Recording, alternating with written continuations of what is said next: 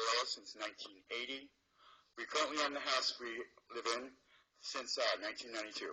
And for those of you who don't know my partner, his name's Dave West, or Wild West, or the gentleman that comes down here with the tape recorder. Just to be clear. And you know, the last time I was down here on an issue like this, my partner and I were actually ejected from City Hall. We were discussing racism in the fire department. And we've been involved in the city of Vallejo and politics ever since. My mentor was Foster Hicks, who taught me about coalition building, with working with people that are different than you, and working with what's common ground rather than trying to tear things apart. And I have to tell you, when I have people call me from out of state, talking about my mayor and remarks that were made, it's sure disheartening. It kind of puts all the work that people do trying to come together in a very bad light.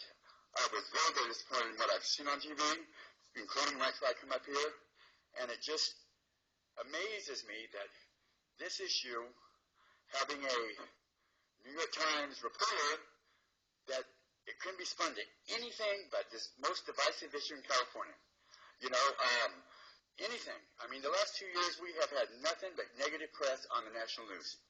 And it's bad enough that things like the bankruptcy, which we get caught up and have a choice on, but to bring this kind of thing on people here, and to make some of us feel like, you know, the way that, you know, I'm a Christian, I was baptized in the Southern Baptist Church, and I know the Bible pretty good, and so the kind of remarks right there were like, I'm a heathen or something, and, you know, heathens don't pay taxes.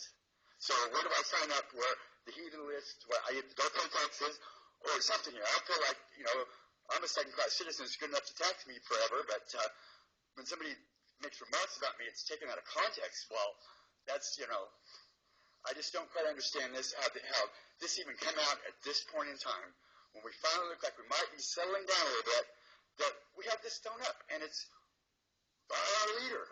I do not understand it, and I wish, you know, as a citizen, I think I still am, or maybe I am a heathen, I don't know, depending on your interpretation. Excuse me, this is a little emotional. I've been up here and doing this for other people. I've never had to do it for myself before.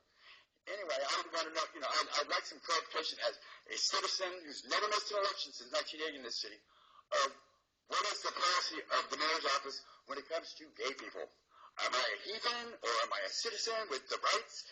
And, you know, to me, elected officials are supposed to uphold the Constitution. There's a legal upholding, and then there's an ethical part of it. You know, legally, I'm sure my 13th Amendment, which is equal protection of the law, legally it probably wasn't valid. I sure feel ethically it was. Thank you. All right.